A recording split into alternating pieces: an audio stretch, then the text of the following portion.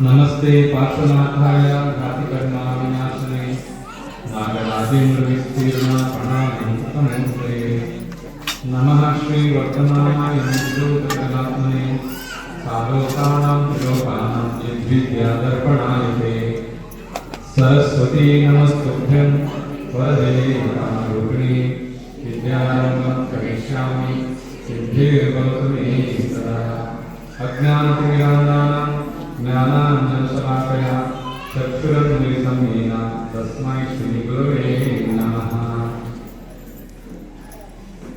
मङ्गलं पद्मिनी देवी मङ्गलं कविशेखरे मङ्गलं करुणावरान्विका मङ्गलं करुणप्रिये।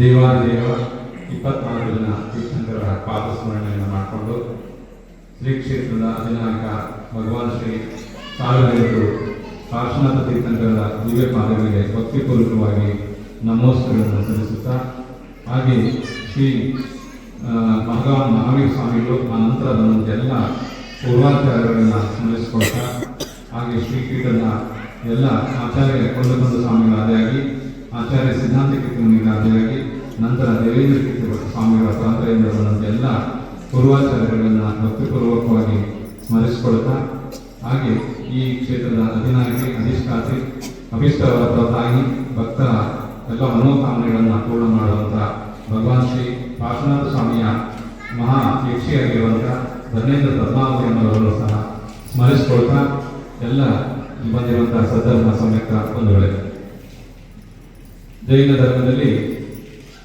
ಜ್ಞಾನಕ್ಕೆ ವಿಶೇಷವಾದಂಥ ಒಂದು ಮಹತ್ವವನ್ನು ಕೊಡಲಾಗಿದೆ. ಜ್ಞಾನ ಅಂತ ಹೇಳಿದ್ರೆ ಅದು ಒಳ್ಳೆಯದಿರಬೇಕು. ಒಳ್ಳೆಯದು ಅಂತ ಹೇಳಿದ್ರೆ ಅದು ಕೇಳೋರಿಗೂ ಪಾಲಿಸೋರಿಗೂ ಎಲ್ಲರಿಗೂ ಅದು ಒಳ್ಳೆ ಮನಸ್ಸಿರಬೇಕು ಅಂತ ಹೇಳ್ತಾರೆ. ಅಂತ ಜ್ಞಾನವು ಸಂಯುಕ್ತಪೂರ್ಣವಾಗಿರುವಂಥ ಜ್ಞಾನವಾಗಿರಬೇಕು. ಆ ಸಂಯುಕ್ತವಾದಂಥ ಜ್ಞಾನ ಸಮ್ಯಕ್ ಜ್ಞಾನ ಯಾವುದಿದೆ ಅದು ಹಿತ ಋತು ಆಗಿದ್ದು ಆತ್ಮನ ಕಲ್ಯಾಣಕ್ಕೆ ಕಾರಣ ಆಗುವಂಥದ್ದು ಆಗಿರಬೇಕು ಅನ್ನುವಂಥದ್ದನ್ನ ನಮ್ಮ ಪೂರ್ವಾಚಾರ್ಯರು ಹೇಳಿದ್ದಾರೆ. ವಿಶೇಷವಾಗಿ ಅಜ್ಞಾನವನ್ನು ನಿವೃತ್ತಿ ಮಾಡ್ಕೊಳ್ಬೇಕು ಅಂತ ಹೇಳಿದ್ರೆ ಸಮ್ಯಕ್ ಜ್ಞಾನದ ಒಂದು ಪ್ರಾಪ್ತಿ ನಮಗೆ ಆಗಬೇಕಾಗುತ್ತೆ. ನಾವು ಈ ಸಂಸಾರದಲ್ಲಿ ಭವಭ್ರಮಣೆಯನ್ನು ಮಾಡ್ತಿರುವಂಥ ಕಾರಣ ಯಾವುದು ಅಂತ ಹೇಳಿದ್ರೆ ಅದು ಅಜ್ಞಾನ. ಅನಾದಿ ಕಾಲದಿಂದ ನಮ್ಮಲ್ಲಿರುವಂಥ ಅಜ್ಞಾನ ನಮಗೆ ಸರಿಯಾದ ದಾರಿಯನ್ನ ನೋಡಲಿಕ್ಕೆ ಪ್ರಕಾಶ ಅಥವಾ ಬೆಳಕು ತೋರದೆ ಕಾರಣ ಆಗಿರುವಂಥದ್ದು ಅದು ಅಜ್ಞಾನವಾಗಿದೆ. ಅಜ್ಞಾನವೆಂಬ ಕತ್ತಲೆಯನ್ನ ದೂರ ಮಾಡಿಕೊಳ್ಬೇಕು ಅಂತ ಹೇಳಿದ್ರೆ ಸಮ್ಯಕ್ ಜ್ಞಾನ ನಮಗೆ ಮೂಡಬೇಕು.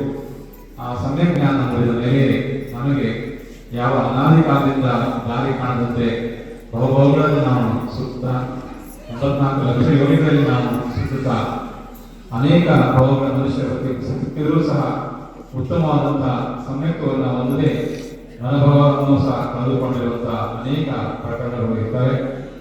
ಅದಕ್ಕೆ ನಮ್ಮ ಎಲ್ಲ ಪೂರ್ವಾಚಾರ್ಯರು ಹೇಳಿರುವಂಥದ್ದು ಯಾವುದೇ ಒಬ್ಬ ಭೌತಿಕ ಜೀವ ಮೊದಲು ತನ್ನ ಉನ್ನತಿಯನ್ನು ಬಯಸುವುದಾದರೆ, ಮೋಕ್ಷ ಸುಖವನ್ನು ಬಯಸುವುದಾದರೆ ಅದು ಉತ್ತಮವಾದಂಥ ಸಮ್ಯಕ್ ಜ್ಞಾನವನ್ನು ಪ್ರಾಪ್ತಿ ಮಾಡಿಕೊಳ್ಬೇಕು ಅಂತ ಹೇಳಿದ್ದಾರೆ. ಅಂತಹ ಒಂದು ಸಮ್ಯಕ್ ಜ್ಞಾನ ಆತ್ಮನಿಗೆ ಹಿತವನ್ನು ಕೊಡುತ್ತೆ, ಪ್ರಮಾಣಬದ್ಧವಾಗಿದ್ದು ಆತ್ಮನನ್ನು ಸರಿದಾರಿಯಲ್ಲಿ ಕೊಳ್ಳಿರುತ್ತದೆ. ಹಿತಾಹಿತ ಪ್ರಾಪ್ತಿ ಪರಿಹಾರ ಸಮರ್ಥಂ ಹಿ ತತ್ವಜ್ಞಾನಮೇವ ತತ್ ಅಂತ ಹೇಳಿ ಆಚಾರ್ಯ ಹೇಳಿದ್ದಾರೆ. ಸಂಸಾರದಲ್ಲಿ ಹಿತ ಯಾವುದು, ಅಹಿತ ಯಾವುದು, ನಮಗೆ ಆತ್ಮನಿಗೆ ಒಳ್ಳೆಯದು ಯಾವುದು, ಕೆಟ್ಟದ್ದು ಯಾವುದು ಅನ್ನುವಂಥದ್ದು ಆ ಜ್ಞಾನದಿಂದ ಮಾತ್ರ ತಿಳಿದುಕೊಳ್ಳಲಿಕ್ಕೆ ಸಾಧ್ಯವಾಗುತ್ತೆ. ಸಾಮಾನ್ಯವಾಗಿ ಯಾವುದೇ ಒಂದು ಸಮಸ್ಯೆ ಬಂದಾಗ ನಾವು ಪರಿಹಾರ ಮಾಡುವಂಥದ್ದು ಯಾವುದು ಅಂತ ಹೇಳಿದ್ರೆ ಯಾರಾದರೂ ಜ್ಞಾನಿಗಳಿದ್ರೆ ತಿಳಿದವರಿದ್ರೆ ಅವರಿಂದ ಆ ಸಮಸ್ಯೆಗೆ ಪರಿಹಾರ ಮಾಡಿಕೊಡ್ಬೇಕು ಅನ್ನುವಂಥದ್ದು ನಾವು ಯಾವಾಗಲೂ ಹೇಳುವಂಥದ್ದು. ಹಾಗೆ ನಮ್ಮ ಆತ್ಮನಿಗೂ ಸಹ ಅನಾದಿ ಕಾಲದಿಂದ ಅಂಟಿಕೊಂಡಿರುವಂಥ ಅಜ್ಞಾನವನ್ನು ದೂರ ಮಾಡ್ಕೋಬೇಕು ಅಂತ ಹೇಳಿದ್ರೆ ಆ ಜ್ಞಾನ ನಮ್ಮಲ್ಲಿ ಒಳ್ಳೆಯ ಜ್ಞಾನ ನಮ್ಮಲ್ಲಿದ್ದು ಮಾತ್ರ ಆ ಜ್ಞಾನ ದೂರ ಆಗುತ್ತೆ.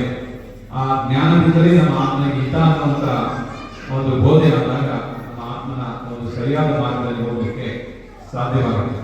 ಅದಕ್ಕೆ ನಮ್ಮ ಪೂರ್ವಾಚಾರ್ಯರು, ತತ್ವಾಸೂತ್ರಕಾರರು, ಇನ್ನು ಅನೇಕ ಆಚಾರ್ಯರು ಜ್ಞಾನವೇ ಪ್ರಮಾಣವಾಗಿ ಸ್ವೀಕರಿಸಿದ್ದಾರೆ. ಅದು ಸಮ್ಯಕ್ ಜ್ಞಾನ ಪ್ರಮಾಣ. ಸಮ್ಯಕ್ ಪೂರ್ವಕವಾಗಿರುವಂತಹ ಯಾವ ಜ್ಞಾನ ಇದೆ ಅದರಲ್ಲಿ ಯಾವುದು ನಿಸ್ಸಂಶಯವಾಗಿದೆ, ಯಾವುದೇ ರೀತಿಯ ಅದರಲ್ಲಿ ಲೋಪದೋಷಗಳು ಇಲ್ಲ ಅಂತ ಸಂಯುಕ್ತಪೂರ್ಣವಾದಂತಹ ಜ್ಞಾನವನ್ನು ಯಾರು ಪ್ರಾಪ್ತಿ ಮಾಡಿಕೊಳ್ತಾರೆ ಅವರ ಎಲ್ಲ ಸಮಸ್ಯೆ, ಇಹಲೋಕ ಪರಲೋಕದ ಎಲ್ಲ ಸಮಸ್ಯೆಗಳನ್ನ ಪರಿಹಾರ ಮಾಡಿಕೊಳ್ಳಲಿಕ್ಕೆ ಸಾಧ್ಯವಾಗುತ್ತೆ ಅಂತ ಹೇಳ್ತಾರೆ.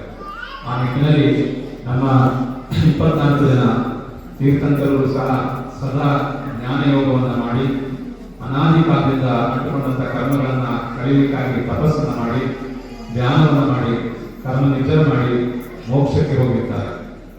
ಮೋಕ್ಷಕ್ಕೆ ಹೋಗುವ ಪೂರ್ವದಲ್ಲಿ ಸಮಾಸನದ ಮೂಲಕ ಭವ್ಯ ಜೀವಿಗಳಿಗೆ ದಿವ್ಯತ್ವದ ಮೂಲಕ ಉಪದೇಶವನ್ನು ಕೊಡುವಾಗಲೂ ಸಹ ಅವರು ಜನರಿಗೆ ಭವ್ಯ ಜೀವಿಗಳಿಗೆ ಉಪದೇಶ ಕೊಡುವಂಥದ್ದು ಜ್ಞಾನದ ವಿಷಯ ಮಾತ್ರ ಹೇಳ್ತಾರೆ. ಸಂಸಾರದ ಅನೇಕ ವಿಚಾರಗಳನ್ನ ಬೇಕು ಅಂತ ಹೇಳಿದ್ರೆ ನೀವು ಕತೆ ಪುರಾಣಗಳನ್ನ ಕೇಳಬೇಕು, ನಿಮ್ಮ ಜೀವನದ ಬಗ್ಗೆ ಕೇಳ್ಕೋಬೇಕು ಅನ್ನೋದಿದ್ರೆ ಅದಕ್ಕೆ ಬೇರೆ ಜನರು ಕೇವಲ ಮುನಿಗಳ ಬಳಿ ಹೋಗಿ ಕೇಳಿ ತಿಳ್ಕೊಳ್ಬೇಕು. ಆದರೆ ನಮ್ಮ ಆತ್ಮನಿಗೆ ಕಲ್ಯಾಣವಾಗುವಂತಹ ವಿಚಾರ ಯಾವುದಿದೆ ಆ ವಿಚಾರ ಅದು ಜ್ಞಾನಪೂರ್ವಕವಾಗಿರುವಂಥದ್ದು. ಆ ಜ್ಞಾನದ ವಿಚಾರವನ್ನ ಕೇವಲ ಅರಿಹಂತ ಭಗವಂತರು ಸಂವಾಸದಲ್ಲಿ ಹೇಳ್ತಾರೆ. ಆ ಭವ್ಯ ಜೀವಿಗಳಾದಂಥವರು ಆ ಜ್ಞಾನವನ್ನ ಸ್ವೀಕಾರ ಮಾಡಿ ಆತ್ಮ ಕಲ್ಯಾಣವನ್ನ ಮಾಡಿಕೊಳ್ಳಲು ಬಯಸುವವರು ಅನಂತರ ಅಲ್ಲೇ ದೀಕ್ಷೆ ತೆಗೆದುಕೊಂಡು ಸಾಧನೆ ಮಾಡಿಕೊಂಡು ಅವರು ಸಹ ಮೋಕ್ಷಕ್ಕೆ ಹೋಗಿದ್ದಾರೆ ಎನ್ನುವಂಥದ್ದನ್ನ ನಮ್ಮ ಶಾಸ್ತ್ರಗಳಲ್ಲಿ ಹೇಳಿದ್ದಾರೆ. ಅದಕ್ಕೆ ನಾವುಗಳು ಸಹ ಒಳ್ಳೆಯದನ್ನ ಹಂಸಕ್ಷೀರ ನ್ಯಾಯದಂತೆ ಜೀವನದಲ್ಲಿ ನಮ್ಮ ಜೀವನವನ್ನ ಒಳ್ಳೆಯ ಮಾಡಿಕೊಳ್ಬೇಕು ಅಂತ ಹೇಳಿದ್ರೆ ಒಳ್ಳೆಯ ಜ್ಞಾನದ ಪ್ರಾಪ್ತಿ, ಒಳ್ಳೆಯ ಜ್ಞಾನದ ಮಾತುಗಳನ್ನ ನಾವು ಕೇಳುವುದರಿಂದ ನಮ್ಮ ಜೀವನ ಸರಿದಾರಿಯಲ್ಲಿ ಹೋಗುತ್ತೆ. ಈ ಸಂಸಾರದ ಗೃಹಸ್ಥ ಜೀವನ ಇರ್ಬೋದು ಅಥವಾ ಸಾಧಕರ ಜೀವನ ಇರ್ಬೋದು, ಯಾರಿಗೇ ಆದರೂ ಸಹ ಆ ಜ್ಞಾನದ ಅಗತ್ಯತೆ ಇದೆ. ಜ್ಞಾನ ಇಲ್ಲದೆ ಈ ಜೀವಿಯ ಕಲ್ಯಾಣ ಆಗೋದಿಲ್ಲ. ಅದಕ್ಕೋಸ್ಕರ ನಹಿ ಜ್ಞಾನೇನ ಸದೃಶ, ಈ ಲೋಕದಲ್ಲಿ ಜ್ಞಾನಕ್ಕೆ ಸಮಾನವಾದಂಥ ವಿಷಯ ವಸ್ತು ಯಾವುದೂ ಇಲ್ಲ. ಆ ಜ್ಞಾನವನ್ನ ನಾವೆಲ್ಲರೂ ನಮ್ಮ ಜೀವನದಲ್ಲಿ ಪ್ರಾಪ್ತಿ ಮಾಡಿಕೊಳ್ಬೇಕು. ಸಮಯ ಜ್ಞಾನವನ್ನು ನಾವು ಪ್ರಾಪ್ತಿ ಮಾಡಿಕೊಳ್ಳುವ ಸಂಕಲ್ಪಬದ್ಧರಾಗಿ ನಮ್ಮ ಜೀವನವನ್ನಾಗಿ ನಡೆಸ್ಕೊಂಡು ಹೋಗಬೇಕು. ಇಂಥ ಒಂದು ಜ್ಞಾನ ಪರಂಪರೆ ಶ್ರೀ ಕ್ಷೇತ್ರ ಮುಂಬುಜದ ಸಿದ್ಧ ಸಿಂಹಾಸನಕ್ಕೆ ಬಂದಿರುವಂಥದ್ದು. ಗುರುಪೀಠದ ಪೂರ್ವಾಚಾರ್ಯರು ಆಚಾರ್ಯ ಪುನರ್ಗತ ಸ್ವಾಮಿ ಆದಿಯಾಗಿ ಅನೇಕ ಜನ ಮುನಿಗಳು, ತಪೋ ನಿಷ್ಠರು, ಆಚಾರ್ಯರು ಈ ಪೀಠವನ್ನು ಪ್ರಜ್ವಲಗೊಳಿಸಿದ್ದಾರೆ. ಅವರು ತಮ್ಮ ಜ್ಞಾನ ಕಾರ್ಯಕ್ರಮದ ಮೂಲಕವಾಗಿ ಅವರೆಲ್ಲ ಈ ಒಂದು ಸಿದ್ಧ ಪೀಠದಲ್ಲಿ ಇದ್ದುಕೊಂಡು ಆತ್ಮ ಕಲ್ಯಾಣ ಮಾಡಿ ಬೆಳೆಸಿಕೊಂಡು ಜ್ಞಾನವನ್ನು ಮಾಡಿ ಧ್ಯಾನವನ್ನು ಮಾಡಿ ಎಲ್ಲ ಭವ್ಯ ಜೀವನಿಗೆ ಸನ್ಮಾರ್ಗವನ್ನು ತೋರಿಸ್ತಾ ಈ ಒಂದು ಪೀಠದ ಹಿರಿಮೆಯನ್ನು ಹೆಚ್ಚಿಸಿದ್ದಾರೆ.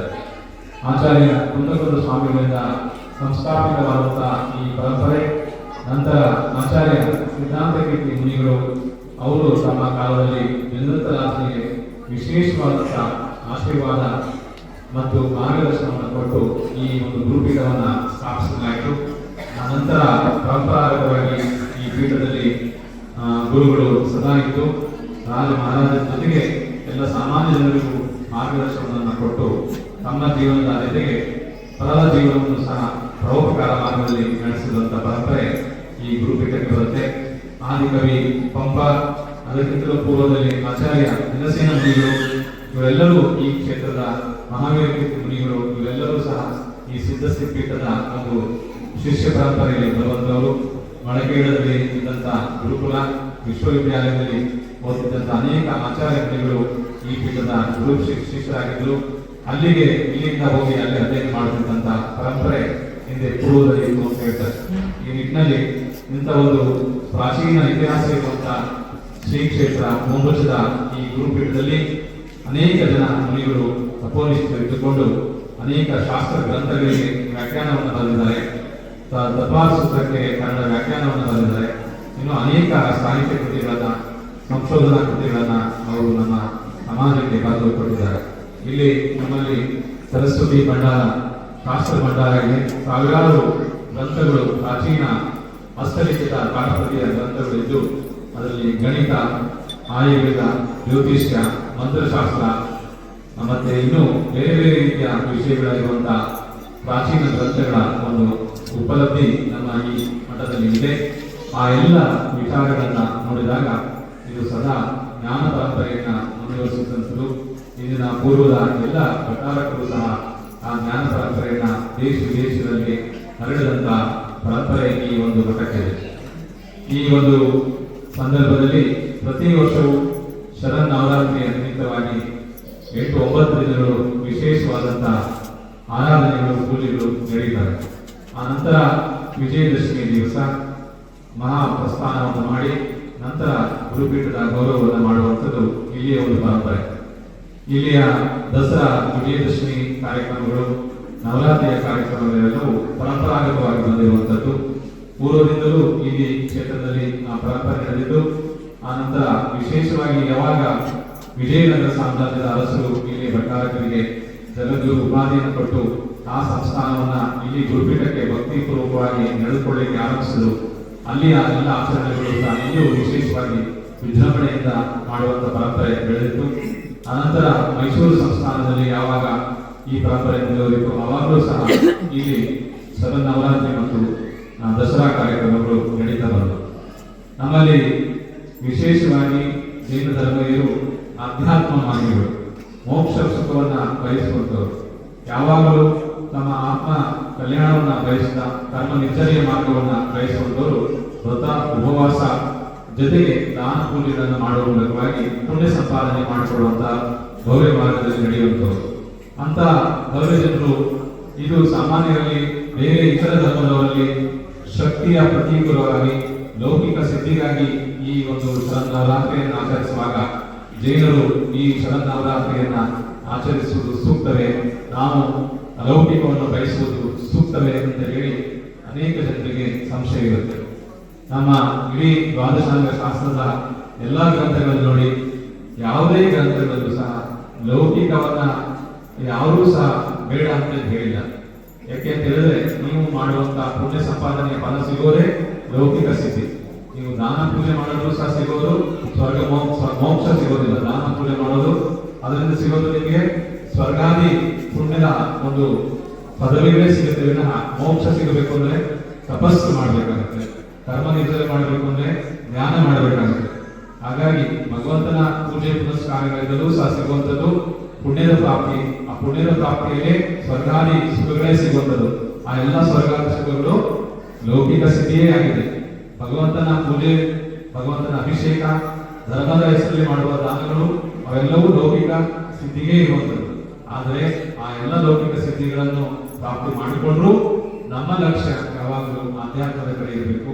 ಯಾಕೆ ಅಂತ ಹೇಳಿದ್ರೆ ಉತ್ತರೋತ್ತರವಾಗಿ, ಯಾಕೆಂದ್ರೆ ಮನುಷ್ಯ ಜನ್ಮ ಸಿಗುವಂಥದ್ದು ಕೇವಲ 7 ಬಾರಿ ಮಾತ್ರ. ಆ 7 ಬಾರಿ ಸಿಕ್ಕಂತ ಭಾವದಲ್ಲಿ ಯಾವುದು ಅಂತಿಮ ಅನ್ನುವಂಥದ್ದು ನಮಗೆ ಗೊತ್ತಿರೋದಿಲ್ಲ. ಅದಕ್ಕೆ ಲೌಕಿಕವನ್ನೇ ಇಚ್ಛೆ ಇಟ್ಟುಕೊಂಡು ಗುರಿಯಾಗಿಟ್ಟುಕೊಂಡು ಭಗವಂತನ ಪೂಜೆ ಮಾಡುವುದಾಗಿ ಆತ್ಮ ಕಲ್ಯಾಣವನ್ನು ಮಾಡಿಕೊಳ್ಳುವ ದೃಷ್ಟಿಯಿಂದ ಮೊದಲು ನೀವು ಭಗವಂತನ ಪೂಜೆಯನ್ನು ಮಾಡಿ. ಯಾವ ಭಾವ ನಮ್ಮದು ಅಂತಿಮ ಅನ್ನೋದು ಗೊತ್ತಿರೋದಿಲ್ಲ. ಹಾಗಾಗಿ ಆ ಭಾವವನ್ನು ನಾವು ಕಳೆಯುವುದು ಒಳ್ಳೆಯ ರೀತಿಯಲ್ಲಿ ಕಳೆಯಬೇಕು, ಸನ್ಮಾರ್ಗದಲ್ಲಿ ನಡೆಯಬೇಕು ಅನ್ನೋ ದೃಷ್ಟಿಯಿಂದ ಅಧ್ಯಾತ್ಮವನ್ನ ಮುಖ್ಯವಾಗಿಟ್ಟುಕೊಂಡು ಆ ಅಧ್ಯಾತ್ಮದ ಸ್ಥಿತಿ ಆಗೋದೇ ಲೌಕಿಕ. ಅಧ್ಯಾತ್ಮವನ್ನು ನಾವು ಅನುಸರಿಸಿದಾಗ ಸಿಗುವುದೇ ಸ್ವರ್ಗ ಮತ್ತು ಇನ್ನಿತರ ಪದವಿಗಳು, ಪುಣ್ಯದ ಪದವಿಗಳು ಅಂತ ಹೇಳ್ತಾರೆ.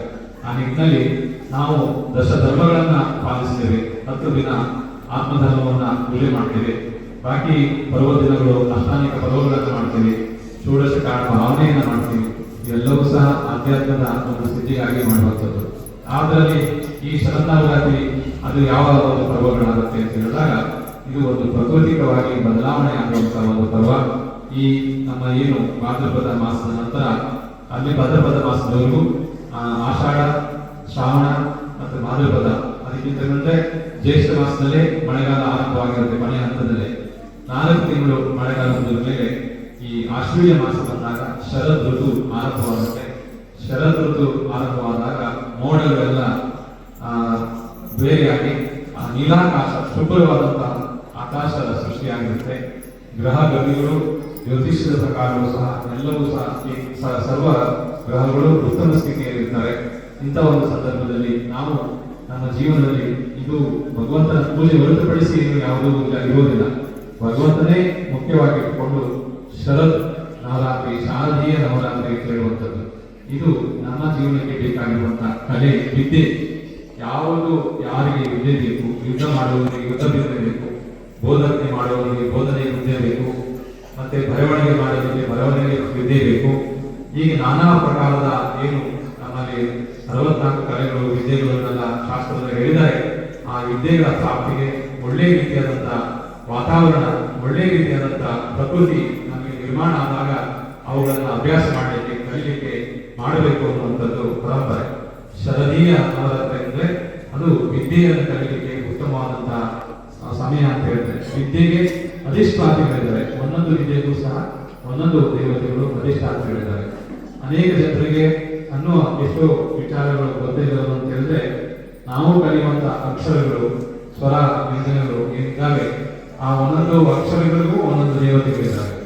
ನಾವೆಲ್ಲ ಅಂದ್ಕೊಳ್ಳೋದು, ನಾವು ಎಷ್ಟೋ ಜನರಿಗೆ ತಮ್ಮ ಒಂದು ವಾದ ವಿವಾದಗಳಿರ್ತಾರೆ. ನಾವು ದೇವತೆಗಳನ್ನ ಯಾಕೆ ಪೂಜೆ ಮಾಡಬೇಕು, ದೇವತೆಗಳನ್ನ ನಾವು ಪೂಜೆ ಮಾಡಲ್ಲ, ದೇವರನ್ನಷ್ಟೇ ಪೂಜೆ ಮಾಡೋದು. ಆದರೆ ಒಂದೊಂದು ಅಕ್ಷರಕ್ಕೂ ಒಂದೊಂದು ದೇವತೆಗಳೇ ಇದ್ದಾರೆ. ನೀವೆಲ್ಲರಿಗೂ ಪ್ರಕರಣ ಸುಲಭವಾಗಿ ಅರ್ಥ ಆಗಬೇಕು ಅಂದ್ರೆ, ಪುಷ್ಪದಂತ ಭೂತರಲ್ಲಿ ಮುನಿಗಳು ಯಾವಾಗ ಮಂತ್ರಸಿದ್ಧಿಯನ್ನು ಮಾಡ್ಕೊಳ್ಬೇಕು ಹೋಗ್ತಾರೆ.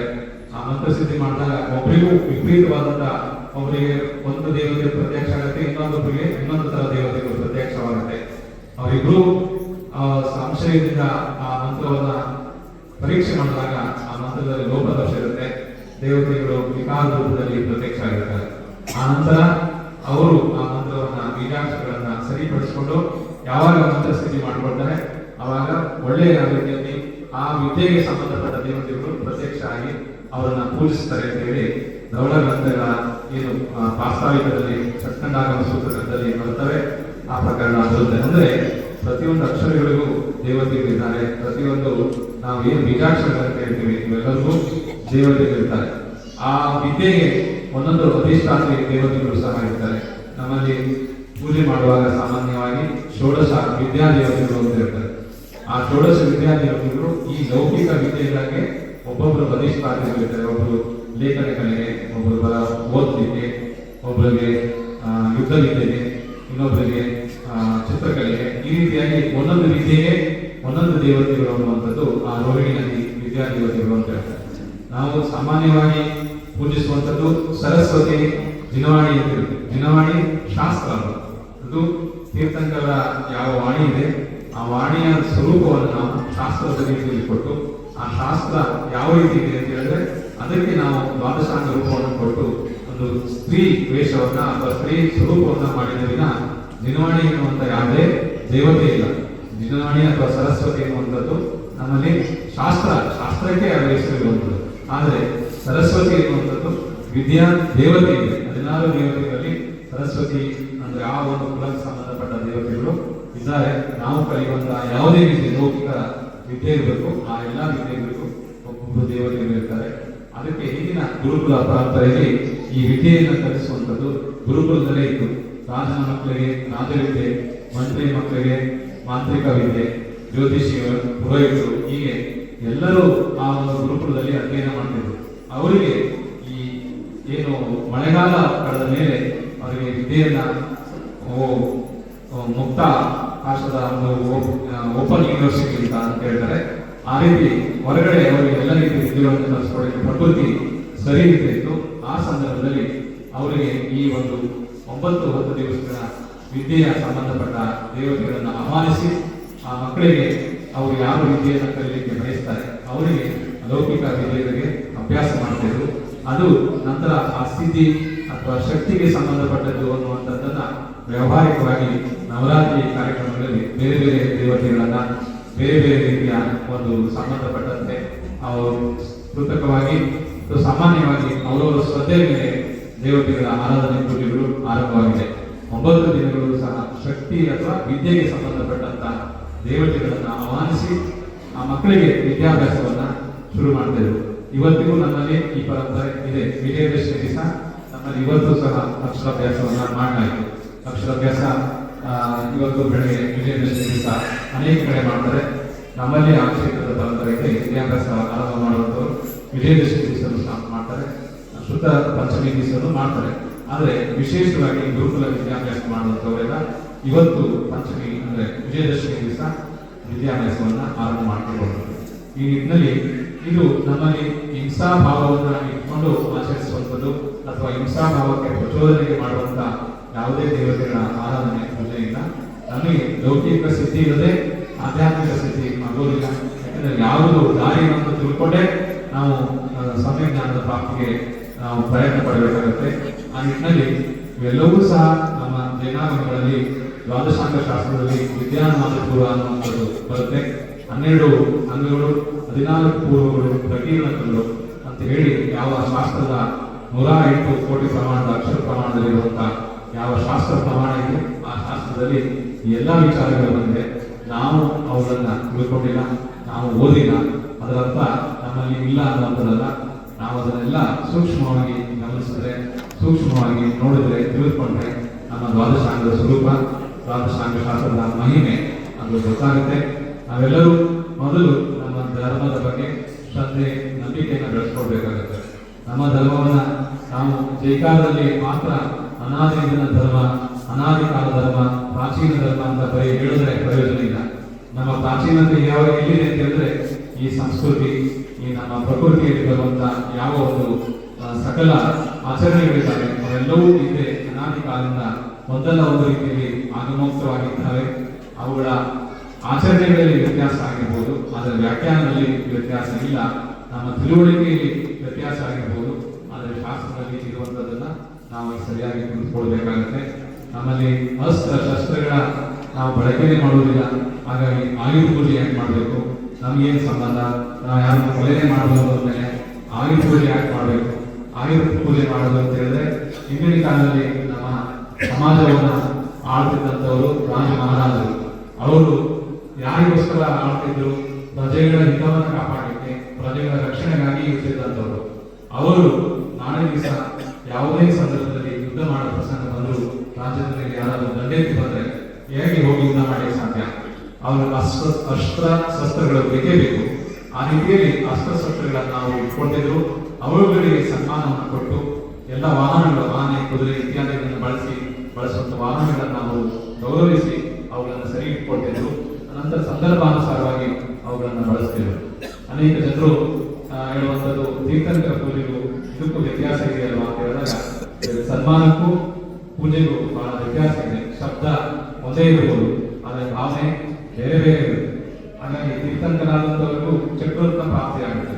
ಚಕ್ರರತ್ನ ಪ್ರಾಪ್ತಿಯಾದ ತೀರ್ಥಂಕರರು ಅವರು ಪೂಜೆ ಮಾಡೋದಿಲ್ಲ, ಯಾರಿಗೂ ಪೂಜೆ ಮಾಡಲ್ಲ. ಕೇವಲ ಚಕ್ರ ಅಷ್ಟೇ ಪೂಜೆ ಮಾಡೋದಲ್ಲ, ಅವರ ಜನ್ಮದಲ್ಲಿ ಕೊನೆಯ ಜನ್ಮ ಇರುತ್ತೆ. ಅವರು ಓಂ ನಮ ಸಿದ್ಧ ಅಷ್ಟೇ, ಓಂ ಇಲ್ಲ, ನಮ್ಮ ಸಿದ್ಧ ಬಿಟ್ಟರೆ ಬೇರೆ ಯಾವ ಮಂತ್ರನೂ ಹೇಳೋದಿಲ್ಲ, ಬೇರೆ ಯಾವುದನ್ನು ಪೂಜೆ ಮಾಡೋಲ್ಲ, ಬೇರೆ ಯಾರಿಗೂ ಕೈ ಮುಗಿಯೋದಿಲ್ಲ, ಬೇರೆ ಯಾರು ಸ್ವಯಂ ದೀಕ್ಷೆ ತಗೊಳ್ಳೋಂಥವ್ರು, ಸ್ವಯಂ ನಿರ್ಣಯ ತಗೊಳ್ಳೋಂಥವ್ರು. ಯಾಕಂದ್ರೆ ಹುಟ್ಟಿದಾಗೆ ಮತಿ ಶುದ್ಧ, ಹುಟ್ಟಿದ ಮೇಲೆ ಅವರಿಗೆ ಜ್ಞಾನ, ದೀಕ್ಷೆ ಆದ್ಮೇಲೆ ಮನೋಪರಿ ಜ್ಞಾನ, ತಪಸ್ ಮಾಡಿ ಅವರಿಗೆ 4 ಕರ್ಮಗಳನ್ನು ನಾಶ ಮಾಡಿದ ಮೇಲೆ ಕೇವಲ ಜ್ಞಾನ. ಆಗ ಅಂತ ಅದೇ ಭಾವದಲ್ಲಿ ಮೋಕ್ಷಕ್ಕೆ ಹೋಗುವಂತ ಭವ್ಯ ಜೀವ ತೀರ್ಥಂಕರೇ ಆಗಿದ್ದಾರೆ. ಅವರು ಯಾರಿಗೂ ಕೈ ಮುಗಿಯುವಂಥದ್ದು, ಹೀಗೆ ಮಾಡುವಂಥದ್ದಿಲ್ಲ. ಕೇವಲ ಸಿದ್ಧ ಬರಬೇಕೆಂದು ಮಾತ್ರ ಅವರು ನೆನೆಸ್ಕೊಳ್ತಾರೆ. ನಂತರ ದೀಕ್ಷೆ ತೆಗೆದುಕೊಳ್ಳುವಾಗಲೂ ಸಿದ್ಧ ಸಾಕ್ಷಿ, ಕೇವಲ ಸಿದ್ಧ ಸಿದ್ಧ ಸಿದ್ಧ ನಮ್ಮ ಸಿದ್ಧ ಅಂತ ಹೇಳಿ ಅವರು ಮಾತ್ರ ಗೌರವ ಕೊಟ್ಟು ಇದು ಮಾಡ್ತಾರೆ. ಆ ನಿಟ್ಟಿನಲ್ಲಿ ತೀರ್ಥಂಕರಾದರೂ ಸಹ ಚಕ್ರರತ್ನವನ್ನ ಪೂಜೆ ಮಾಡಿದ್ರು. ಚಕ್ರರತ್ನ ಸ್ವಯಂ ತೀರ್ಥಂಕರಿಗೆ ಸನ್ಮಾನವನ್ನು ಕೊಡ್ತಾ ಬಂದು ನಿಂತ್ಕೊಳ್ಳುತ್ತೆ. ಚಕ್ರ ಹೇಗೆ ಓಡಿ ಬರುತ್ತೆ ಅಂತ ಕೇಳ್ತಾರೆ. ಚಕ್ರ ಓಡಿ ಬರೋದಿಲ್ಲ. ಚಕ್ರದಲ್ಲೂ ಸಹ ಆ ಚಕ್ರವನ್ನ, ಯಾವ ಚಕ್ರರತ್ನ ಇರುತ್ತೆ ಆ ಚಕ್ರರತ್ನವನ್ನ ಕಾಯುವಂತ ದೇವತೆಗಳು ಇರ್ತಾರೆ. ಅದರಲ್ಲಿ ಏನು 16 ಅಥವಾ 24 ಇರುತ್ತವೆ ಬೇರೆ ಚಕ್ರದಲ್ಲಿ. ಆ ಒಂದೊಂದರಲ್ಲೂ ಅನೇಕ ದೇವತೆಗಳು ಇರ್ತಾರೆ. ಆ ಚಕ್ರರತ್ನವನ್ನ ನಡೆಸೋ ಆ ದೇವತೆಗಳು, ತೀರ್ಥಂಕರು ನಡೆಸೋದಿಲ್ಲ. ಆ ಚಕ್ರವನ್ನ ಇವರಲ್ಲಿ ಸೂಚನೆ ಕೊಡ್ತಾರೆ, ಆ ಚಕ್ರ ಅಲ್ಲಿಗೆ ಹೋಗ್ತಿರುತ್ತೆ. ಸೂಚನೆ ಕೊಟ್ಟ ತಕ್ಷಣಕ್ಕೆ ಹೋಗುತ್ತೆ. ಅದಕ್ಕೆ ಅದರ ನಿಯಮ ಅಥವಾ ಕಂಡೀಷನ್ ಇದೆ. ಅದು ತನ್ನವರಿಗೆ ಯಾರನ್ನೇನು ಹಾನಿ ಮಾಡುವುದಿಲ್ಲ. ತನ್ನ ಪರಿವಾರದವರು ಅಥವಾ ತನ್ನವರು ಯಾರಾದರೂ ಸ್ವಾರ್ಥ ಇಚ್ಛೆ ಇಟ್ಕೊಂಡು ಅದನ್ನು ಬಳಸಲಿಕ್ಕೆ ಹೋದ್ರೆ ಅದು ಚಕ್ರವನ್ನ ಶಕ್ತಿಹೀನ ಆಗುತ್ತೆ ಅಂತ ಹೇಳ್ತಾರೆ. ಉದಾಹರಣೆಗೆ ಭರತ ಚಕ್ರವರ್ತಿ ಯಾವಾಗ ಬಾಹುಬಲಿ ಮೇಲೆ ಪ್ರಯೋಗ ಮಾಡ್ತಾನೆ, ಚಕ್ರರತ್ನ ಅದು ಉಪಯೋಗ ಆಗೋದಿಲ್ಲ. ಅದು ಬಾಹುಬಲಿಯು ಮೋಕ್ಷಗಾಮಿ ಆಗಿರೋದ್ರಿಂದ ಅವನಿಗೆ ಸುತ್ತುವರೆದು ಅದು ಪರಿಸ್ಥಿತಿ ಆಗುತ್ತೆ. ಅಂದ್ರೆ ಚಕ್ರರತ್ನ ಸ್ವಯಂ ನಡೆಯೋದಿಲ್ಲ, ಅದನ್ನು ನಡೆಸುವಂತ ದೇವತೆಗಳಿರ್ತಾರೆ. ಹಾಗಾಗಿ ಅವರೆಲ್ಲರೂ ಅರಿಹಂತರಿಗೆ ಅಥವಾ ಅರಿಹಂತ ಆಗುವಂತವರಿಗೆ ಸನ್ಮಾನ ದೃಷ್ಟಿಯಿಂದ ದೇವತೆಗಳು ನಡ್ಕೊಳ್ತಾರೆ.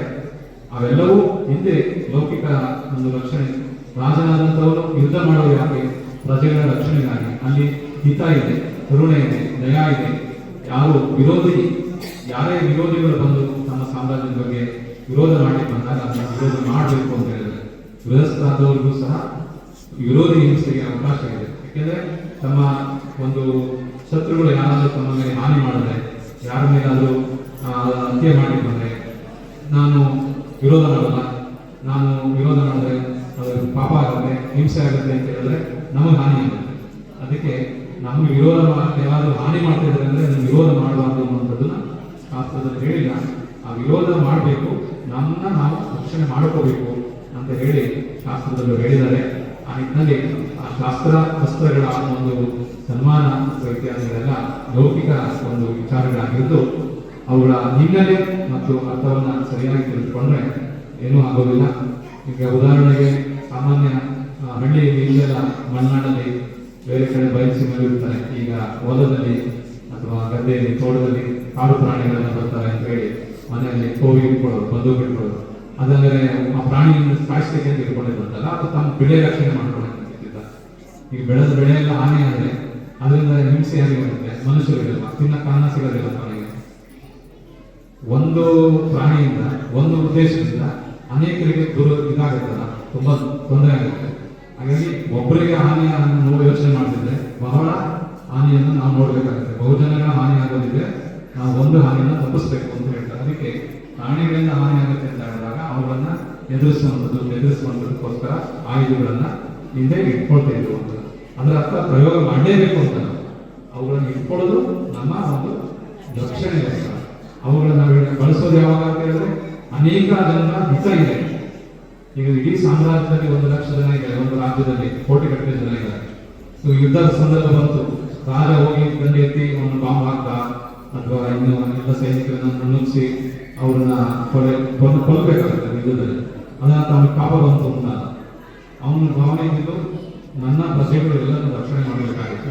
ಆ ಪ್ರಜೆಗಳನ್ನ ರಕ್ಷಣೆ ಮಾಡ್ತಾ 100 ಜನ ಸೈನಿಕರು ಬಲಿಯಾದರು. ಅವ್ರನ್ನ ಬಲಿಯಾದ್ರೂ ಸತ್ತೋರು ಅಂತ ಯಾರು ಹೇಳಲ್ಲ. ಅವರು ವೀರ ಗತಿ ಇದ್ದಾರೆ. ಅವರಿಗೆ ಸಾಮಾನ್ಯ ಮರಣ ಅನ್ನಲ್ಲ, ಯುದ್ಧದಲ್ಲಿ ಸತ್ತರೆ ಅವರಿಗೆ ಸಾಮಾನ್ಯ ಮರಣ ಅಲ್ಲ, ವೀರ ಮರಣ ಅಂತ. ಅವರಿಗೆ ಕೊಲೆ ಮಾಡಿರ್ತಾರೆ, 100 ಜನ ಸಾಯಿಸಿರ್ತಾರೆ, ಅವರೆಲ್ಲ ಪಾಪ ಕಟ್ಕೊಂಡಿರಲ್ಲ, ಅನೇಕ ಸ್ವರ್ಗವಾಸಿಗಳಾಗ್ತಾರೆ. ಅವ್ರ ಭಾವನೆ ಅನೇಕ ಜನರು ರಕ್ಷಣೆ ಮಾಡಬೇಕು ಅಂತ ದಯಾಭಾವನೆ ಇತ್ತು. ಹಾಗಾಗಿ ಆ ದಯಾಭಾವನೆಯಿಂದ ಅವ್ರು ಸತ್ರು ಅವರು ನರ್ತಕ್ಕೆ ಹೋಗೋದಿಲ್ಲ, ಅವ್ರು ಮತ್ತು ವಾಪಸ್ಸು ಸ್ವರ್ಗಕ್ಕೆ ಹೋಗ್ತಾರೆ ಅಂತ ಹೇಳಿ ಶಾಸ್ತ್ರದಲ್ಲಿ ಹೇಳಿದ್ದಾರೆ. ಅಂದರೆ ಅನೇಕ ಜನಗಳ ಹಿತ ಇದ್ದಲ್ಲಿ ಯಾವುದಾದ್ರೂ ಒಂದು ಹಾನಿ ಆಗುತ್ತೆ ಅಂತ ಹೇಳಿದ್ರೆ ಅದನ್ನು ನಾವು ತಪ್ಪಿಸ್ಬೇಕು ಅಂತ ಹೇಳ್ತಾರೆ. ಈ ನಿಟ್ಟಿನಲ್ಲಿ ಆಯುಧ ಪೂಜೆ, ದಶಮಿ ಅಥವಾ ನವರಾತ್ರಿಗಳು ಎಲ್ಲವೂ ಮನುಷ್ಯನಿಗೆ ಲೌಕಿಕವೇ ಇಲ್ಲ ಅಂತ ಹೇಳಿದ್ರೆ ಅಧ್ಯಾತ್ಮದ ಸಾಧನೆ ಸಾಧ್ಯವಿಲ್ಲ. ನಾವು ಯಾವ ನಂದೋದಕ ತಗೊಳ್ತೀವಿ ಅದರಲ್ಲಿ ಆ ಸೂತ್ರದಲ್ಲಾಗಲಿ ಇನ್ನು ಅನೇಕ ಕಡೆ ಲೌಕಿಕ ಮೂಲಕವಾಗಿ ನಾವು ಸಿದ್ಧಿಯನ್ನು ಮಾಡಿಕೊಳ್ಬೇಕು ಅಂತ ಹೇಳ್ತಾರೆ. ಆ ನಿಟ್ಟಿನಲ್ಲಿ ಆಧ್ಯಾತ್ಮ ನಮ್ಮ ಉದ್ದೇಶ, ಗುರಿ. ಆದರೆ ಲೌಕಿಕ ಅದನ್ನು ಬಿಟ್ಟು ಹೋಗಬೇಕು ಅನ್ನುವಂಥದ್ದನ್ನು ಇದು ಸಹ ನನ್ನ ತೀರ್ಥಂಕರಾದಿಯಾಗಿ ಅವರು ಹೇಳಿಲ್ಲ. ನಮ್ಮ ಅಜ್ಞಾನವನ್ನು ನಿವೃತ್ತಿ ಮಾಡಿಕೊಳ್ಬೇಕು, ಸಮಯ ಜ್ಞಾನವನ್ನು ನಾವು ಪ್ರಾಪ್ತಿ ಮಾಡಿಕೊಳ್ಬೇಕು. ಈ ನಿಟ್ಟಿನಲ್ಲಿ ಪರಂಪರಾಗತವಾಗಿರುವಂತಹ ಯಾವ ಪರ್ವಗಳಿದ್ದಾವೆ, ಯಾವ ಹಿನ್ನೆಲೆಗಳಿದ್ದಾವೆ ಅವುಗಳ ಅರ್ಥ ವ್ಯಾಖ್ಯಾನಗಳನ್ನು ಸರಿಯಾಗಿ ತಿಳಿದುಕೊಂಡು ನಾವು ಮುಂದುವರೆದರೆ ನಮ್ಮ ಜೀವನದಲ್ಲಿ ಸಮಾಜದಲ್ಲಿ ಸೌಹಾರ್ದತೆ ಇರುತ್ತೆ. ಮತ್ತೆ ಧಾರ್ಮಿಕ ಒಂದು ವಾತ್ಸಲ್ಯ ಭಾವನೆ ವೃದ್ಧಿ ಆಗುತ್ತೆ, ಧರ್ಮದ ಪ್ರಭಾವನೆ ಆಗುತ್ತೆ. ಈ ರೀತಿಯಾಗಿ ಇತ್ತೀಚಿನ ದಿನಗಳಲ್ಲಿ ಅನೇಕ ಕಡೆ ವಿರೋಧ, ಅನೇಕ ಕಡೆ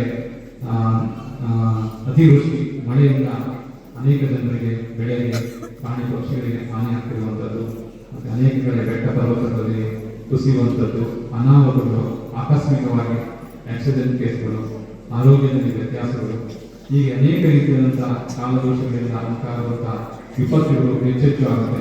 ಅದಕ್ಕೆ ನಮ್ಮ ಭಗವಂತನ ಯಾವ ಒಂದು ಪ್ರಾರ್ಥನೆ ಇದೆ, ಕ್ಷೇಮಂ ಸರ್ವಪ್ರಧಾನ ಅನ್ನುವಂಥ ಭಾವನೆ ನಾವು ಯಾವಾಗ ಇಟ್ಕೋಬೇಕು. ಸತ್ವೇಶಿ ಮೈತ್ರಿ ಅನ್ನುವಂಥ ಸೂಕ್ತಿಯನ್ನು ನೆನಪಿಟ್ಕೊಳ್ಬೇಕು. ನಮ್ಮ ಜೀವನದಲ್ಲಿ ನಾವು ಯಾರಿಗೂ ಸಹ ಒಳ್ಳೇದು ಮಾಡಬೇಕು, ಆಗದೇ ಇದ್ರೂ ಪರವಾಗಿಲ್ಲ, ಯಾರಿಗೂ ಕೆಟ್ಟದ್ದನ್ನು ಮಾಡದಂತೆ ಇರೋದು ಅಂದರೆ ಒಳ್ಳೆಯ ಭಾವನೆಯನ್ನು ವೃದ್ಧಿ ಮಾಡಿಕೊಳ್ಳುವಂಥದ್ದು ಉತ್ತಮ ಅಂತ ಹೇಳ್ತಾ, ಪರೋಪಕಾರ ನಮ್ಮ ಧರ್ಮ.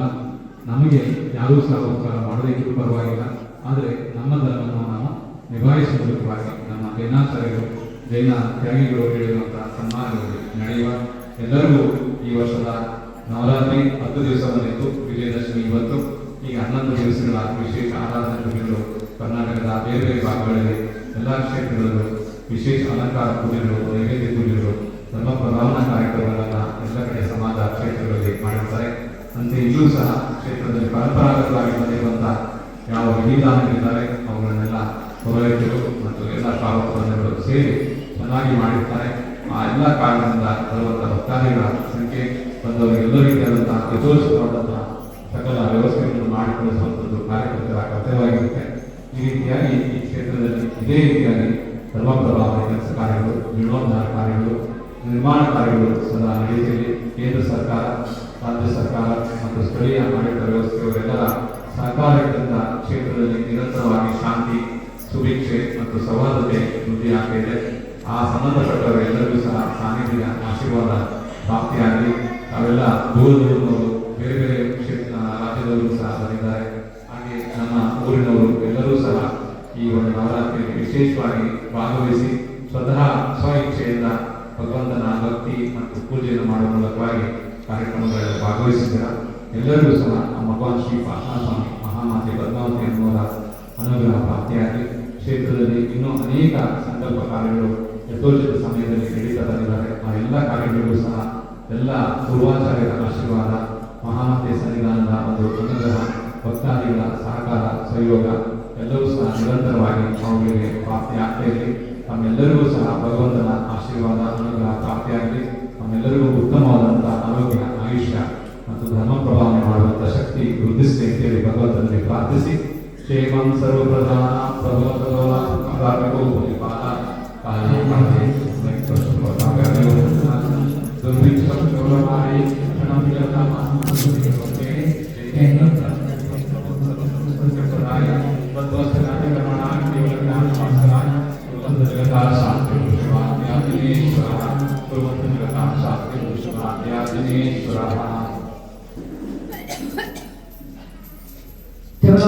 श्रीमंत डॉक्टर देवेंद्र के भट्टाचार्य महास्वामी जी की